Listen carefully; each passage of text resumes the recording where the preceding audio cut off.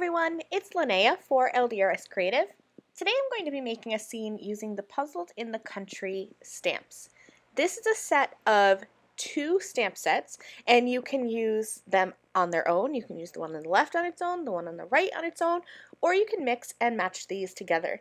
I love these types of silhouette stamps that are just really easy to stamp. I didn't do any masking at all in today's project, and I was able to stamp out a whole scene. Now I do have another card on the LDRS Creative YouTube channel that uses primarily the stamp set on the left. Today I'm going to be focusing on this other stamp set, and I'm also going to be bringing in the hand-torn rectangles dies. I'm going to stack 2 of these together to create a picture frame, because when I looked at these stamps I was reminded of every year we go to the lake, and there's a cabin on the lake and you can see trees in the background, and my son absolutely loves it. And luckily there are stamps that reminded me of myself, my husband, and my son.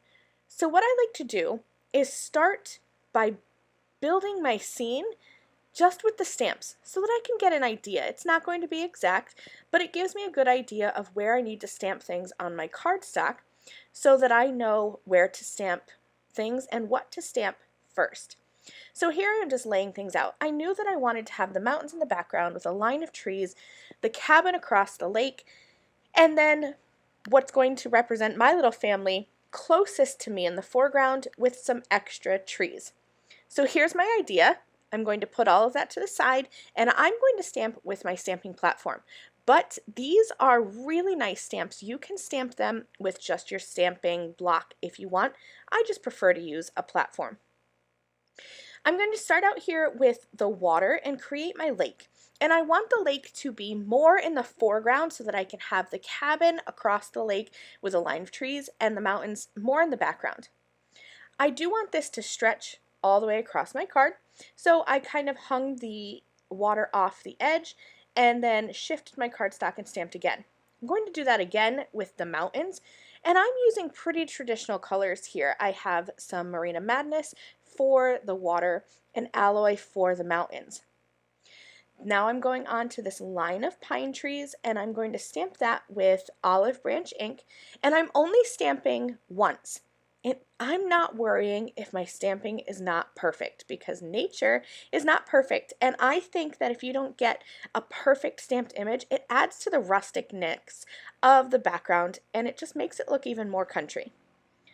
So now I'm going to add that cabin, and I just stamped right on top of the trees, and because I'm using a dark brown ink and I only stamped once with that line of trees in green, I can cover it right up. This is one of my biggest stamping tricks for when you're creating a layered scene. Use different colors of inks, but also use different intensities of the inks. So that line of pine trees in the background, I use that same color for this tree I'm stamping here, except I stamped this tree in the foreground 4 or 5 times to really intensify that olive green ink. And that's going to let me stretch my ink colors so that I don't have to have 6 or 7 ink colors. I actually did this with just 2 colors of green. Now this little texture stamp, I'm using it to just fill in the area and create some grass. So here my scene is pretty much all stamped. All I have to do is add my little family, and I'm going to stamp them in black ink to really make them stand out in the foreground. Now I had some extra white space up at the top of my card, and I wanted to add the look of a sky. So I'm taking that Marina Madness ink. It's actually the same blue ink that I stamped in the water, but I am just going in with a light hand using pretty much the ink that is left over on my brush, and then some that happens to be on the top of my lid to create a sky. I mentioned in the beginning I wanted to create a picture frame look. So here I have a light brown ink pad from LDRS Creative. It's the Iced Tea, and I am just running this along a piece of white cardstock. And if you notice, I am using both the full ink pad and the edge, and that's going to give me that wood grain look with those harsher lines. And anywhere that I may not have gotten covered with that brown ink, I'm going to come in and go flat with my ink pad with a light hand and just cover all that up. And that's going to give me that texture. It's not supposed to look perfect, so this is a great technique.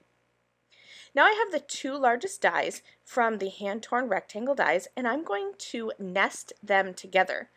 I'll lay the largest one down first, and then I'm going to flip the second largest die around so that I get it kind of lined up the way I want it to be. The great thing about these hand-torn rectangles dies is that each die is different. So I'm going to find the way that I think they nest together more pleasing to my eye, and run that through my die cutting machine, and here you can see it gives me a perfect frame. You can do this trick with any colored cardstock, but I wanted to do this technique to make it look like a picture frame so that it reminds me of a framed photo of my family at the lake in the summer. I added that to my card with some foam tape, and then I just used my scissors to trim around the extra, and nobody's going to know that I had excess white cardstock hanging off the edge. I added a sentiment and a dark green background to my card, and this is finished. It came together in no time at all with no masking, just a little bit of ink. That's it. Thanks so much for watching. I will see you again soon. Bye!